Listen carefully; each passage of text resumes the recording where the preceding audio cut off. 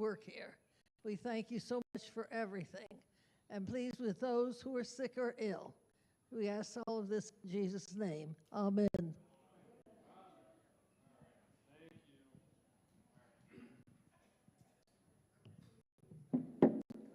I'll put on my little thing here, and I'll try not to get it too close so I don't make static or anything. No spitting. Oh boy, that's loud. All right, everybody hear me? Good, good, good. So we have a few things going on since last, and I want to.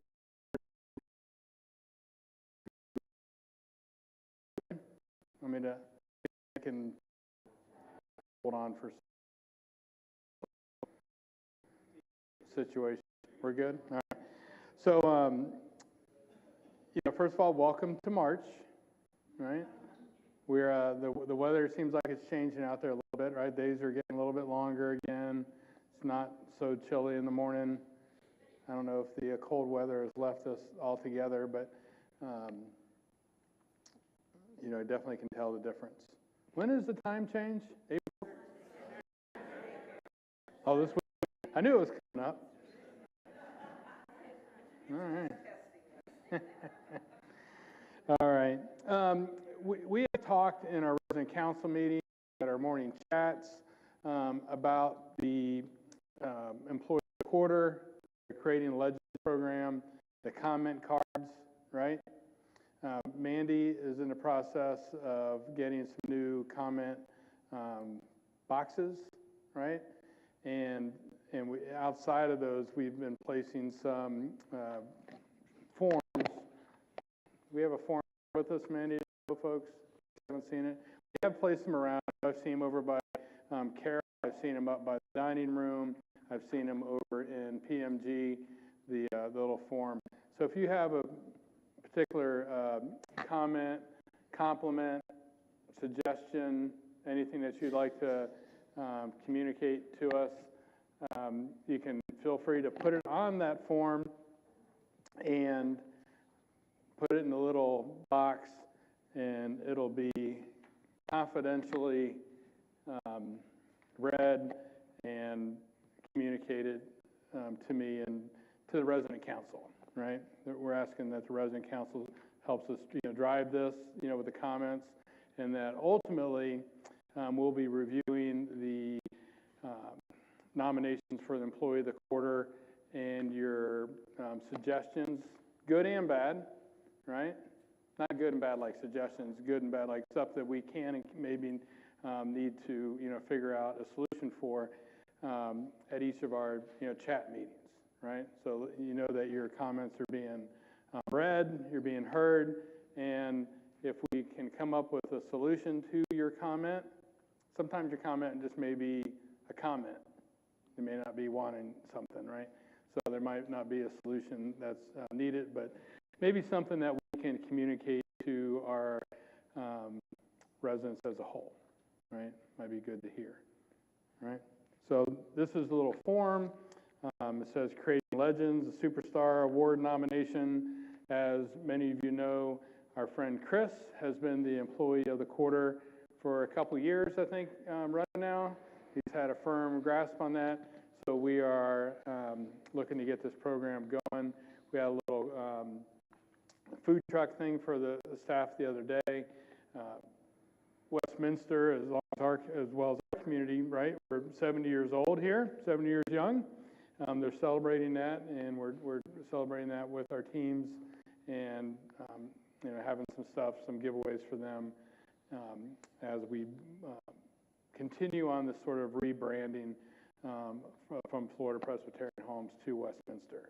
Right? Some of you may have seen some lanyards out there.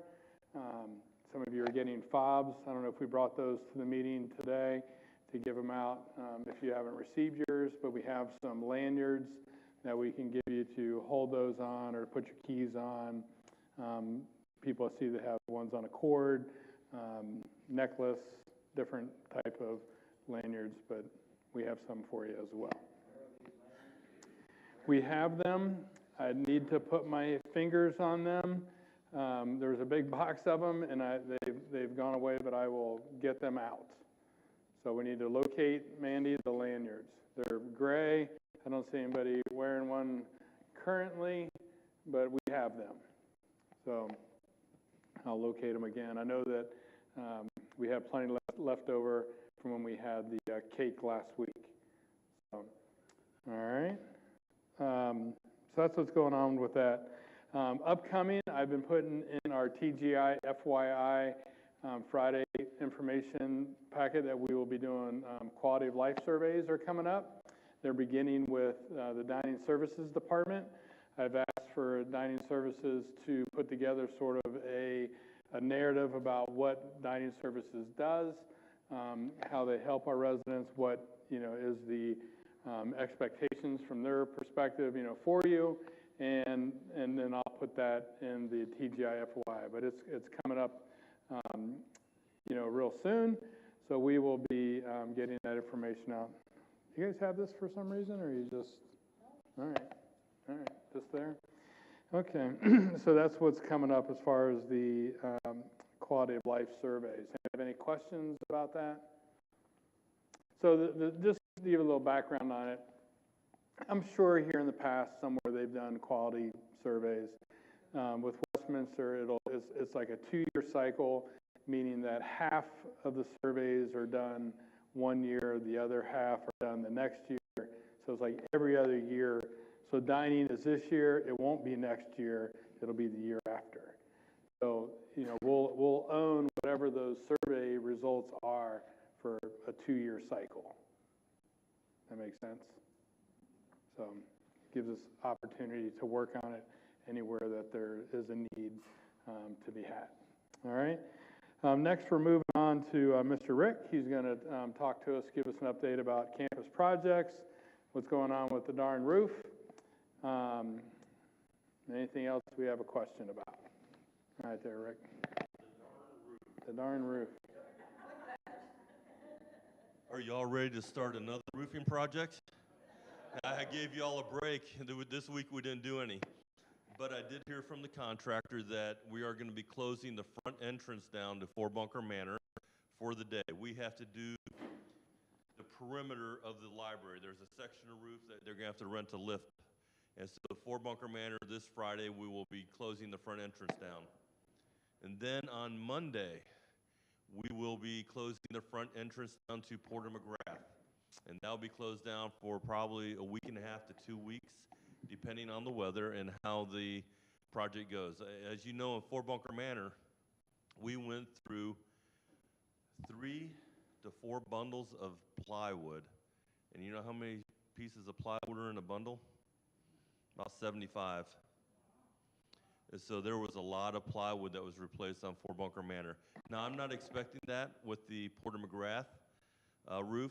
So, is that because of the existing shingles were leaking, or what was it? I think it was a combination of there was 3 layers or 4 layers of tar paper on the roof, and then plus the shingles. And so I think it was a combination of the age. Kingdom was built in 60.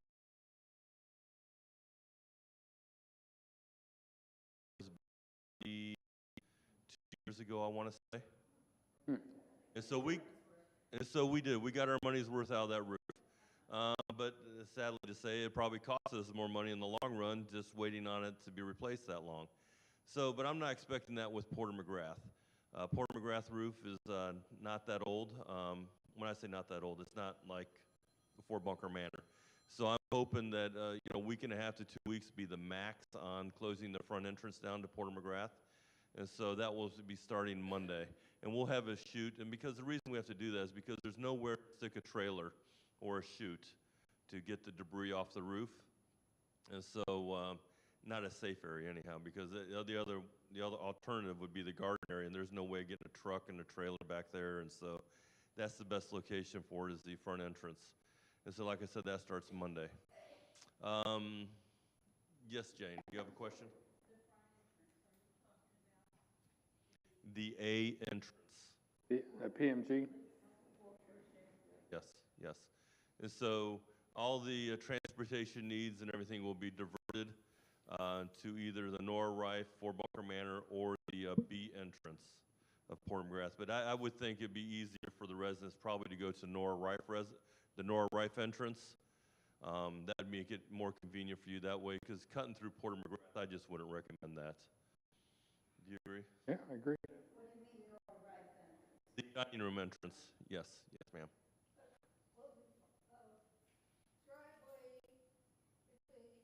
The assisted living, and will that be closed too?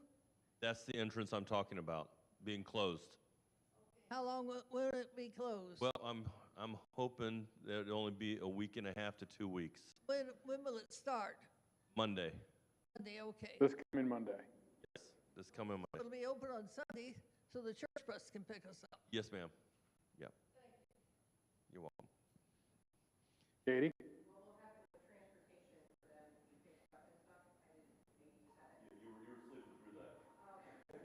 The transportation, we're going to divert over to the Nora Rife. And I know that some residents like to be picked up outside of Garden Apartments by the dumpsters, so we'll still use that entrance also, or that area also. The dumpster entrance. Dumpster entrance. Dining hall. You can't make it up. It dropped off and picked up right there by the dining hall. Yes, ma'am, that's going to remain open. Yes, ma'am.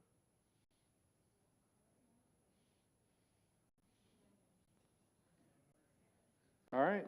Okay, hold on, Doug. We got the roof update. How about the water conservation? Any progress with that? Anybody select that you know of? Okay. Thank you, Doug. Yeah, you're welcome. I'm here to help. The, Lisa has taken, I think, 5 orders from residents. We're going to do our last call this weekend. This week, if you want any water conservation devices on your faucets or your showers, let Lisa know. Call her up, and we're going to place the order with the city of Lakeland Monday. So, and everybody knows what that's the aerators, the shower heads, and the kitchen faucet device also. So if you're interested in that, call her, and we will put you on the list. We're going to place the order on Monday. Okay? Yes, ma'am. It's the volume of water that's going to come out that's just going to change. It probably will. I've had those in the past, and Yeah, I'm not going to say yes or no, but yeah, you know, I mean, let Gene answer that for you. Okay, the last thing I have to cover is, have you noticed the amount of pollen that's fallen on the sidewalks? Okay, starting Monday, maintenance and housekeeping are joining up, and we're going to be doing the A building and the B building sidewalks, hosing them down.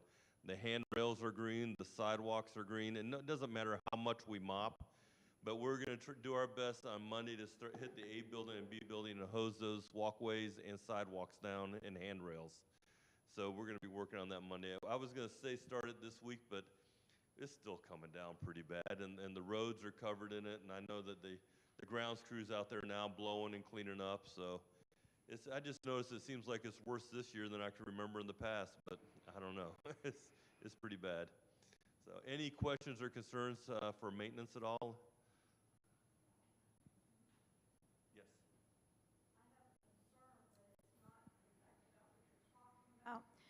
I have a real concern about staff, the maintenance here, when we're trying to do this 4-way stop up here. Last night, we're sitting there at 8 o'clock waiting to turn left, and a car had to be doing over 50, never stopped at that stop sign. This happens through the day. Is there any other way we can do?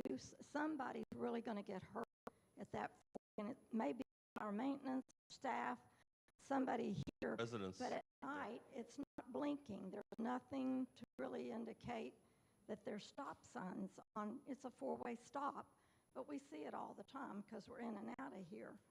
But I'm really concerned about that, and especially after witnessing that last night. Okay. I will, we'll see if we get a hold of the city and see if we can make some additional changes or add-ons to that area.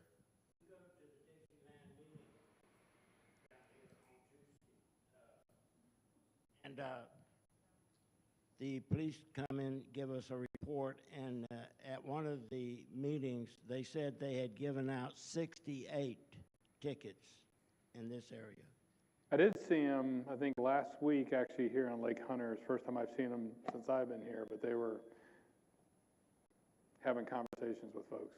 I don't know if they were giving tickets or not, but the lights were blinking. So I'm just telling you, if somebody wants a ticket, I think it's $174. Wow, wow. Maybe we could talk to them and see if, they could put a, like an LED light on it that was motion sensitive or something, just to, people do come around the corner pretty quick. So, right, so be careful. Rick, you got one more. As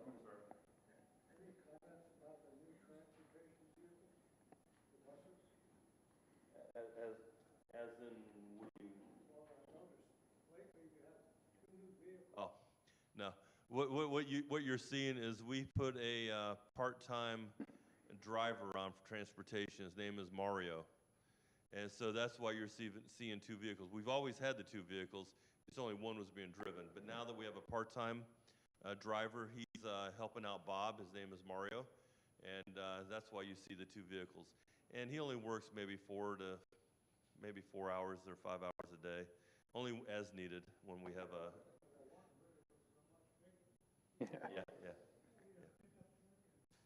Yeah, we have pickup truck, yes. So the purpose behind getting the additional bus driver, is ultimately to have a resource so we can do more outings, right, with y'all. So we have that driver, right? So not just additional person to transport people around to appointments, but to, have while the appointments are being conducted, to have somebody to do an outing. He has the CDL. Right, he has his,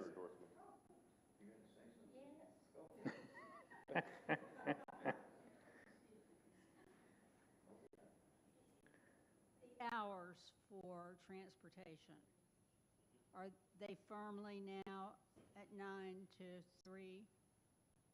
Not 9. Huh? 8:30. But if there is a need, and we schedule it far enough in advance, the part-time driver can come in early if there is a need. But you just need to schedule it accordingly so that we know when to schedule him to come in. What about going back out? Being picked up past 3:30? That's only if we have a driver available, because because right now, if we do not have, we have to have a security guard on campus at all times. And that's because of life safety.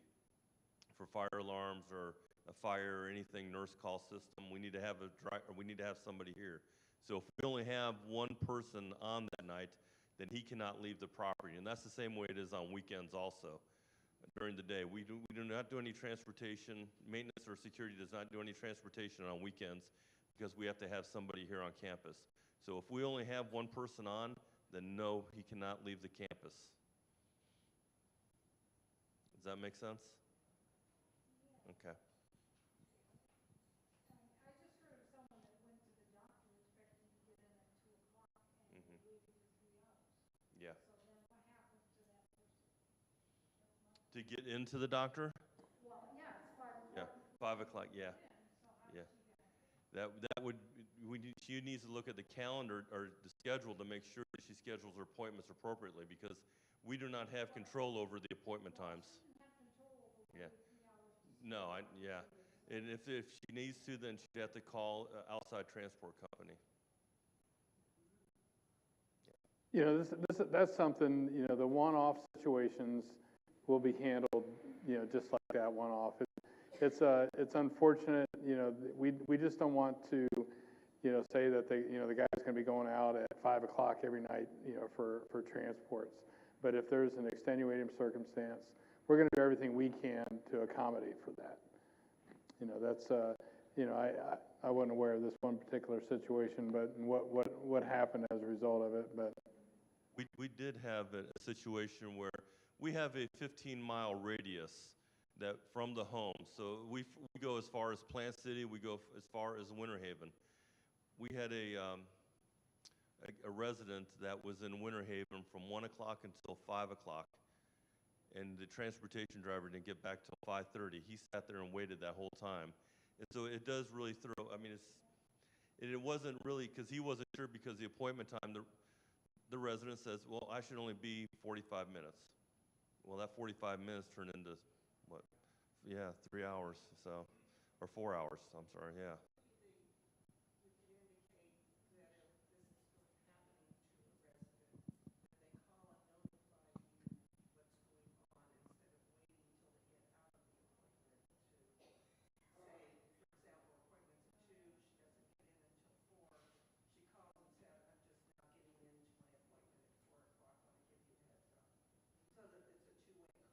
And Lisa does do a lot of that once she reviews. I'm sorry. Oh. You want to repeat your question? I said if the appointment's at 2 o'clock and the individual realizes she's not getting in until 4, that she call and notify Lisa here what's happening rather than waiting to call until she gets out of the appointment at 5, so that there's a two-way conversation going. I will say when Lisa pulls up the calendar, or when appointments do come in, she will call the resident up to see, because we're getting to know the doctors quite well, the appointments. And so we will call them up and say, you know, instead of going to Winter Haven, the doctor does work in Lakeland. Can you call and reschedule for a Lakeland appointment? And so we do our best. And we 99% of the time, we are accommodating for the appointments. It's just there's a few that fall between the cracks, and we just have to do our best to make sure that we can accommodate you. But there's at times, like I said, where it's a bit of a struggle. Okay. The gate at Palmetto, I don't know what time it opens and closes. From 7 to 7. And even with time change, it goes the same way. So it's closed at 7, it opens at 7? Oh, wait. Well, I'm sorry. I'm thinking of 6 to 6. That's what it is, 6 to 6. Yeah, 6 to 6. Yeah. With the time change, yes, it does. With daylight savings, it can go 6 to 6 also. Well, I've got Spring ahead, fall back, 6 in the winter, 6 in the fall, 7 in the summer. Yes, yes, yes. Thank you for correcting me. have the ability to put air in a bicycle tire. Yes, we do. Call in a work order. Is there any significance in the safety vehicles between the pickup truck The Honda? Any difference between the safety vehicles, security vehicles, pickup truck versus Honda? As in what safety concerns are you referring to? Well, we had a little fender bender with the Honda, Well, so we had it was out of circulation for a week or two. Yeah, we had to put it in the shop for a recall, and then we still haven't got that fixed, but it's drivable. But we did have a little fender bender, but it was in the shop for a recall, and they had to do the preventive maintenance on it, so it was in the shop for about a week and a half or so, and so it's back now.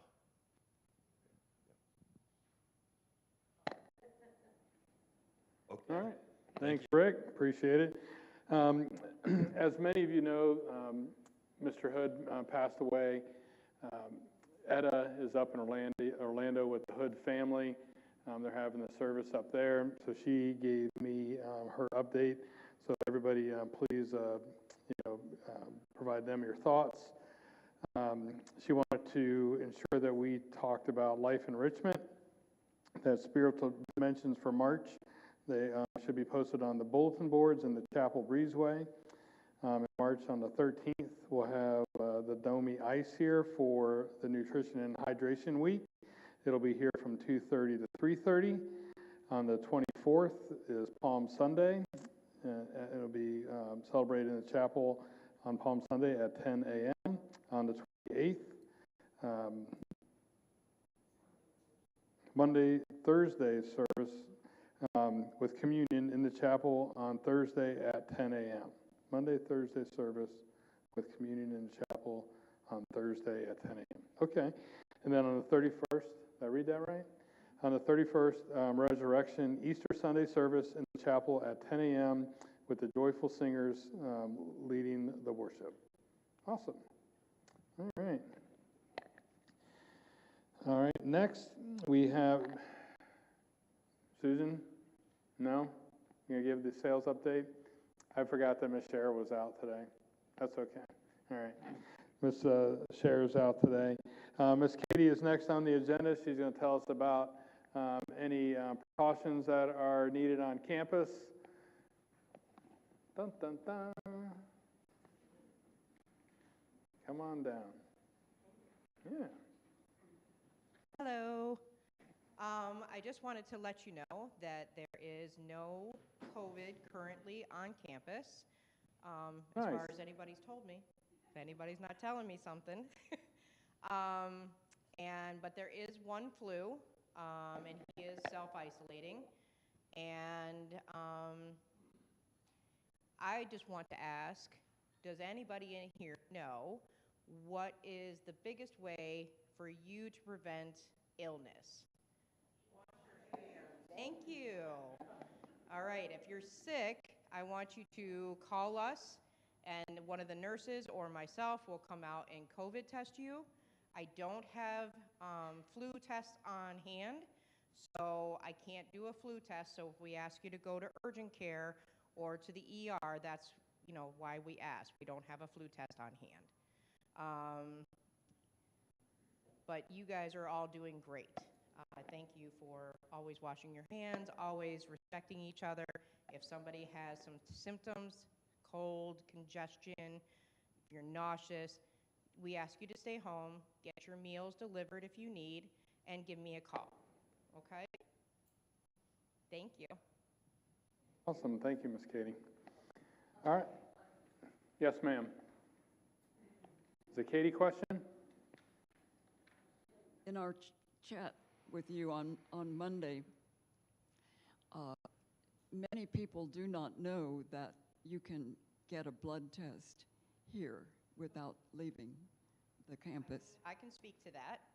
So, yes, we do have the ability to have a lab drawn here at the building.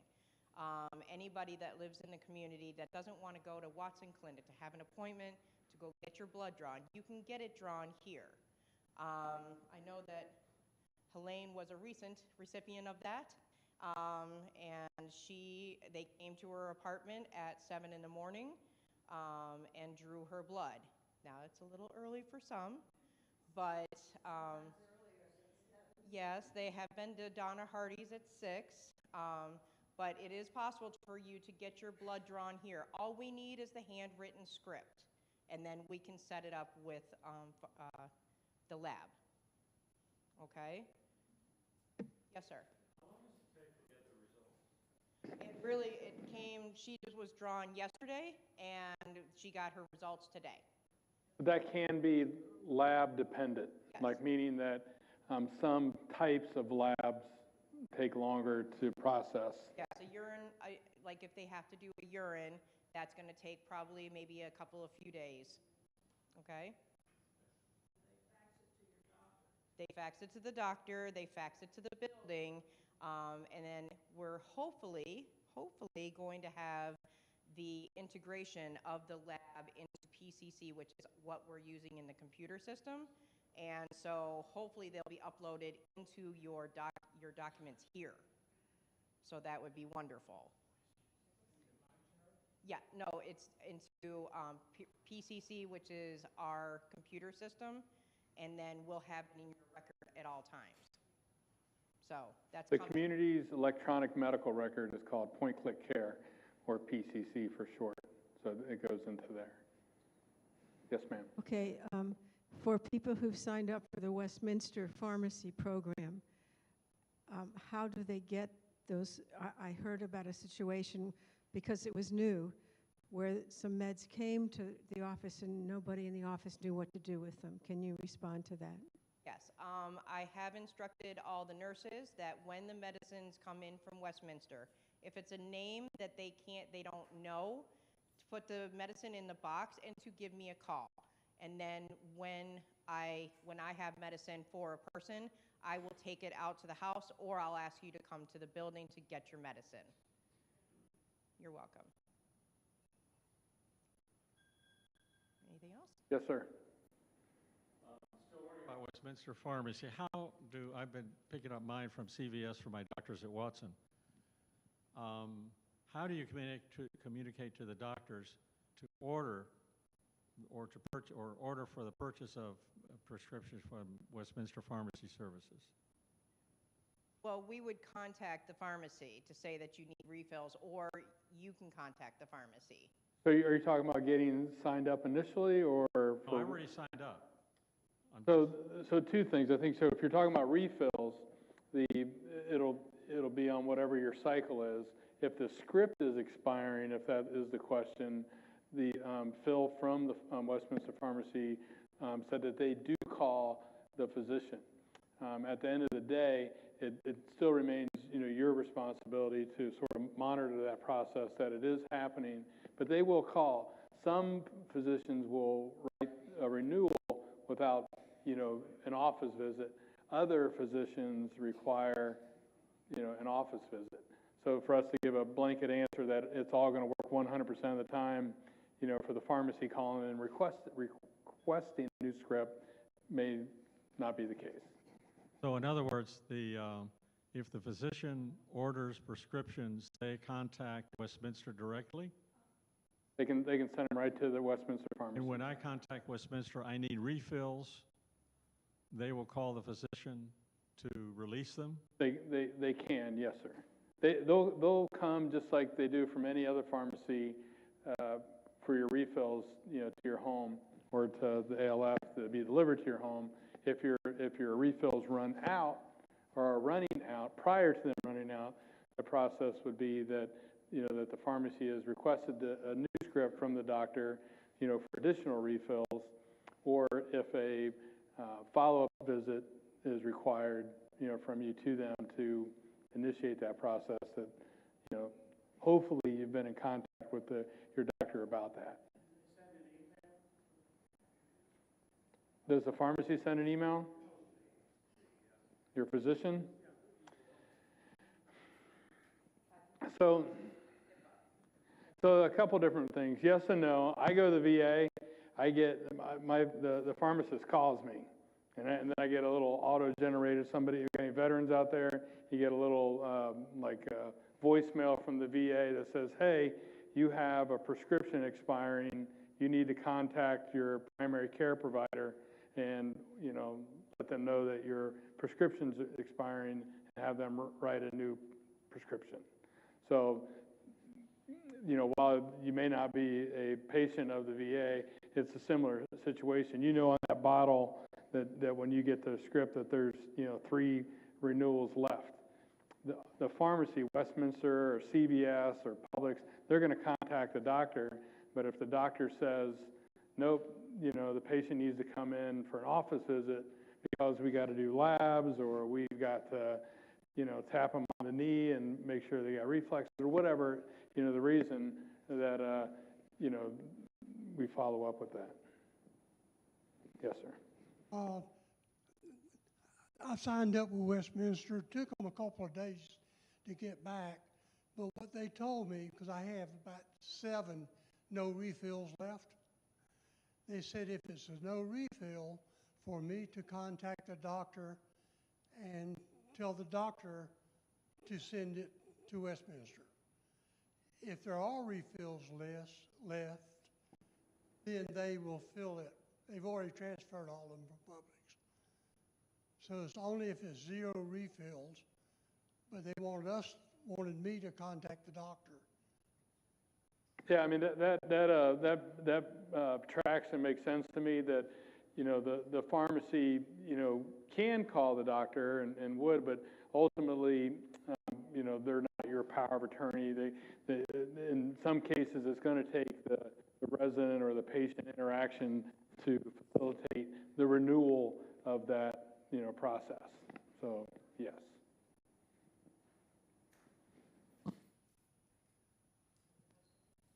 Nothing was mentioned about the insurance. If I have Care Plus insurance, will Westminster honor that?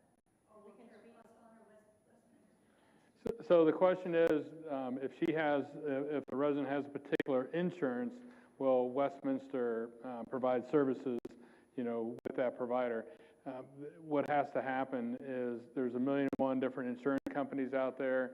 You need to contact the pharmacy. They'll run your benefit, make sure that they are a provider underneath that plan. And that one particular that you're mentioning, Caremark, I believe they are. I think we have other residents here that have that same insurance. So yes. But the blanket statement for that is if you have any questions about it, whether or not your insurance is covered, you just call them and they'll run a benefit verification on it, and they'll happy to tell you. They absolutely want to service everyone here, but if they can't, they'll let you know that. I think we have quite a Ms. Jack. Have to go through Westminster? Do we have to go through Westminster? No, you don't have to. Are we managing your medications? Yes, we are. So, that's something that we're going to have to talk about in the future if we're managing your medications, but we're not using, our pharmacy that facilitates that, what that means. So there'll be Problem. I understand, but it's something that we'll probably be talking about more later. I'm just not comfortable with going with somebody new when I'm used to. I get it. Yeah, change it's different. It's just, if we're managing the medications, we want to ensure that that process is not, I don't know, that's affecting, you in some particular way because the paperwork involved in us using an outside pharmacy. That's all. So we're going to look at each individual case individually, if we have to do that. Yes, ma'am. I had a problem in ALS where they keep my medicines. And they don't tell me we're running out of medicines until we're completely out.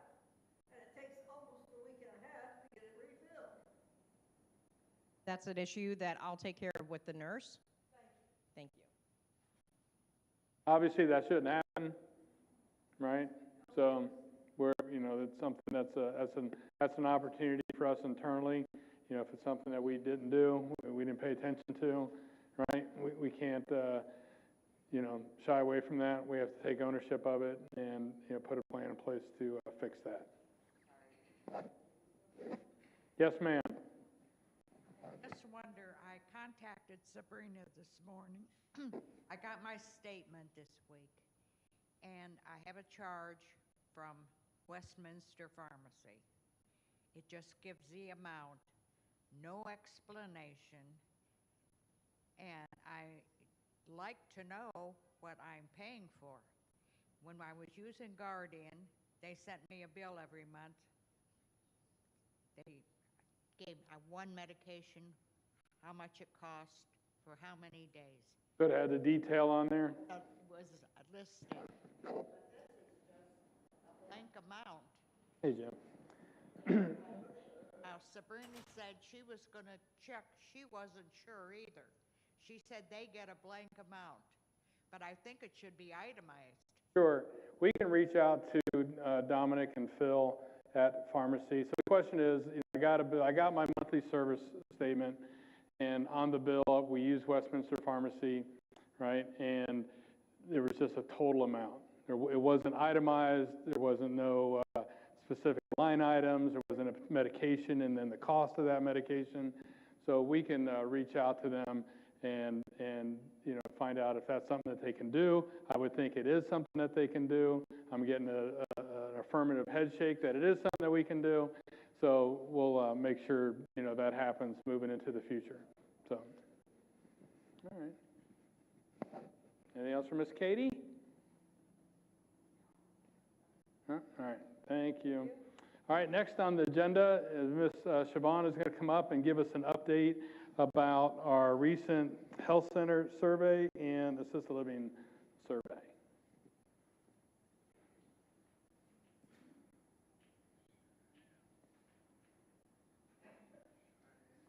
Siobhan. Or if you're a Succession watcher, it's Chef. Shiv. Shiv. Good afternoon. Hello. Just wanted to make sure you were out there.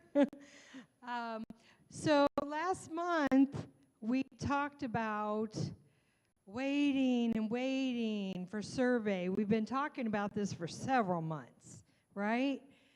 And they ended up coming. They came it'll be 2 Saturdays. 2 Saturdays ago. So for the healthcare center. So if you guys were around the PMG lobby area, you probably noticed a bunch of us here on the weekend. They have to do a certain percentage of their surveys, their annual surveys, on what they call off time, which would be weekends and holidays, some evenings too.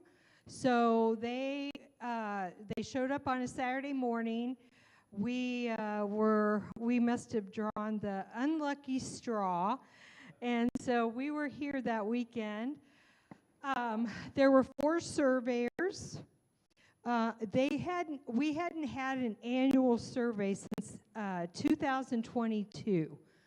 So this was an annual survey that was well past due.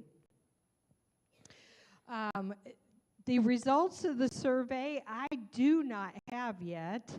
The Agency for Healthcare Administration, AHCA for short, will be sending the results of the survey to me, and then we have to do what's called a plan of correction.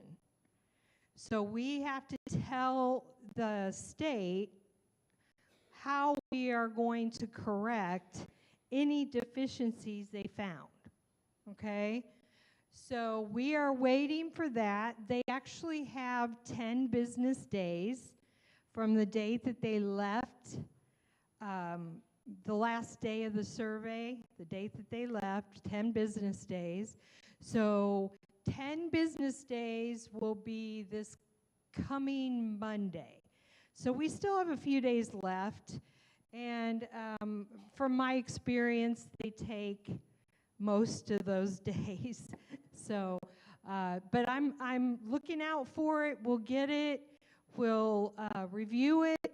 We've already started working in some of the areas that we think are going to be cited, and so we've gotten a little bit of a head start, and we'll get it, and we'll put a plan of correction together, and we'll send it back in. When we send it back in, they will review it, and they will tell us if they're satisfied with our plan to correct things. Sometimes they have questions, but normally they go ahead and accept if they like our plan, and then they will end up coming back for a resurvey where they look at those areas that were deficient to make sure that we have corrected them. So someone will be coming back to us in the coming months to make sure that we have corrected. So that's healthcare. That's healthcare. So in addition to healthcare, we were in our survey window for assisted living. Starting January 1st of this year, our window opened, and for our assisted living, we actually get surveyed on a biannual basis, so about every 2 years. So they came in actually That's right, it was Monday. Wow, it seems it was longer. So they came in Monday. So we had our biannual survey with assisted living on Monday.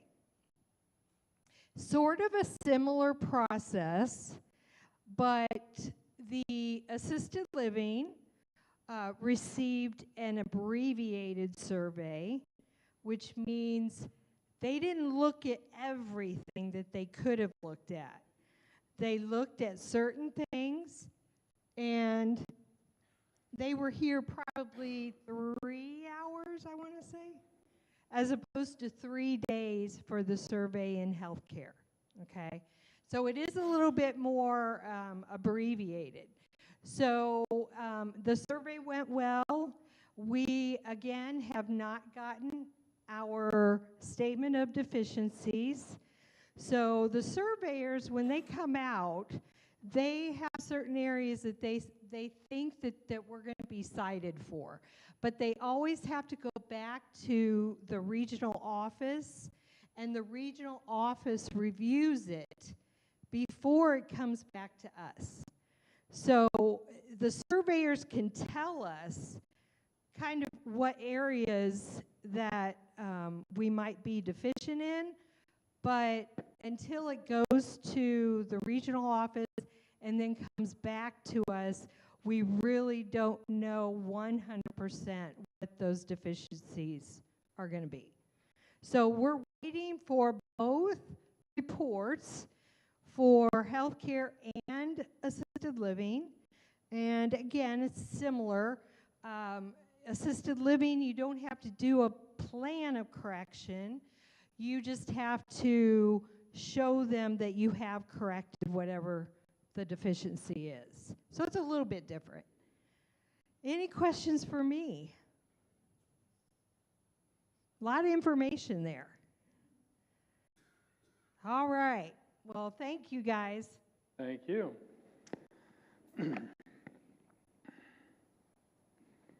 All right. So anybody have any questions in general?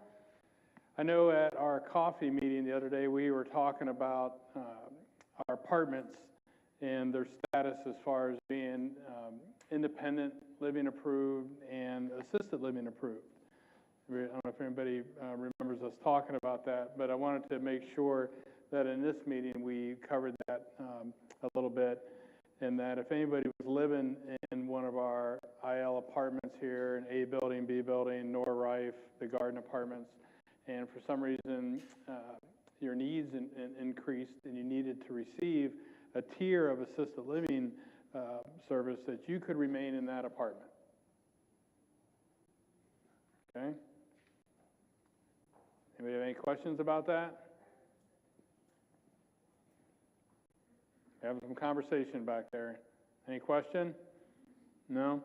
So there's been some confusion surrounding that, and I just want to make sure that we talk about it as much as needed, and answer any questions that might be surrounding that particular item. Again, if we're permitted, right, the community here, to provide assisted living services in the IL apartment, right, as long as it's appropriate and you're safe in there, right? If you need to move because of safety issue or something, we can move you to an appropriate room. Yes, ma'am.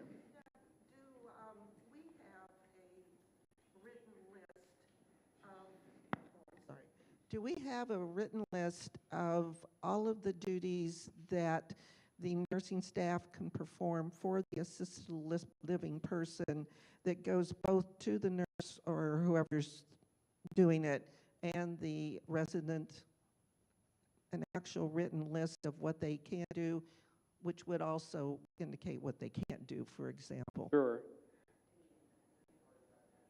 So in assisted living or residential, or both? Well, we're talking about assisted living. So the question is, do we have a written list of things that the nursing staff, the care staff in assisted living can and cannot do? And the answer is yes. Right? In our contract, right, there's tiers of service: tier 1, tier 2, tier 3. right? If you come in as an IL resident, these are the tiers of service, right? So inside there, it says, you know, what each of those include and therefore preclude, right, as well. But yes, they're in each of the contracts. So, so that's the, yes, there is a list, yes. I mean, I guess, you know, we could print out a list of those, you know, if people were interested. If somebody has a question about that, we certainly can go over, you know, what the state allows us to do and what we have in our contract, because there might be, you know, some subtle differences in there. But yes, you know, one of the questions, just to throw it out there, because, you know, we were asked about it at our coffee meeting, and, you know, people say, well, what about staffing? What if we have people over here in the B building? How are you going to staff that, right? Well, the staffing remains consistent, right, regardless of where the people are at. So if you have 10 more people over in the bunker building, let's just say for sake of argument, that would give us 15 more hours a day, right, to have, you know, staff. So whether you put one person over there a day, 2 people over there, whatever it may be, we can place a medication card over there if needed. So all those things can be accommodated and should be accommodated. Absolutely, of course. Yes, ma'am.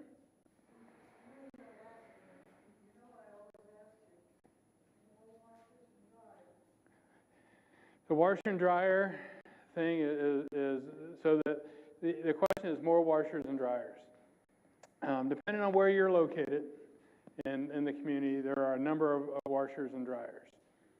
I know that I'm looking around scanning because I've had this conversation, and you know, to make light of the topic, you know, the community has enjoyed, you know, the 25 cents. Most of the machines are free, right? But we have the big commercial units over in B building that you can wash, you know, 100 pounds of laundry for a quarter. You know, it's the best deal in town, right? So I don't know, you know, really why those. I mean, we'd have to ask Rick why those were left without the plugs and all of them versus other machines which are 100% free. But they're the biggest, you know, residential, commercial laundry machines. You could wash a small child in there, I'm pretty sure. But yeah, yes, I know in particular areas they're less, right? In some of the areas, you know, because like over by Nora Rife, residents have them in their rooms. Down there by Helen DeLay, there's the over-under area. So, but please know that you could use them anywhere on campus. How about if you send something around letting people know where the other ones are at? We could do that. Yeah, we could do a little map with washer dryer location. Sure. Do a little, you know, have a legend, right? Yes, Katie.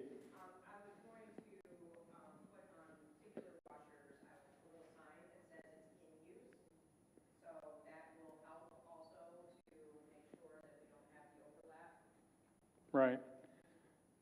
Right. So we have some that are coming to their end of the service life. I know I've spoke about this, you know, with Rick. We have some that are rusty and don't look very good. But yes, yes, sir. Well, I've used those machines. They're kind of rough, but the dryers you cannot stop them. So if you want to, you know, check something that needs, it dries early, right, you can't open the door and take them out because they will not stop. That's the real problem. Right. That's the real problem. That's a safety issue, and we need to. I know that we need to get Rick and his team out there and either take those out of service. If when you open the lid on it, it doesn't stop. Right. We need to You open address the door, that. doesn't stop. Those are ones over here we're talking about, right? B building, yeah. B building, second floor. Yeah, I had to quit using them. They were tearing my stuff up. Some of them are, again, very rugged, heavy-duty machines. From $40 to $50. Right. If you lose a piece of clothing, then I'm sure. Yeah. Good point. We need to, the ones that don't shut off, the safety mechanism, for whatever reason, has been damaged, disengaged, whatever, we need to make sure we turn those off.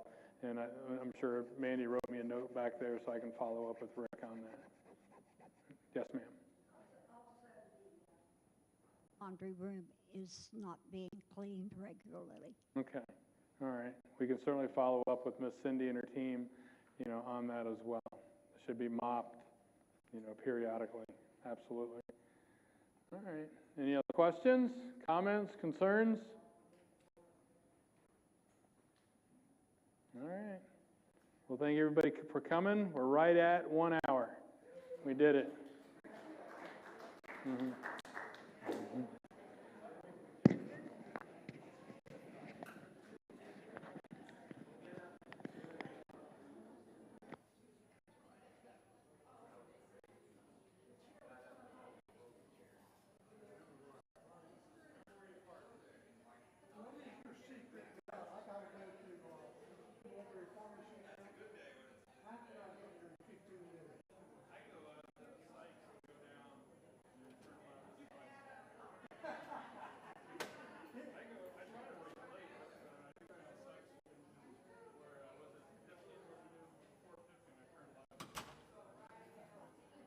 We'll see.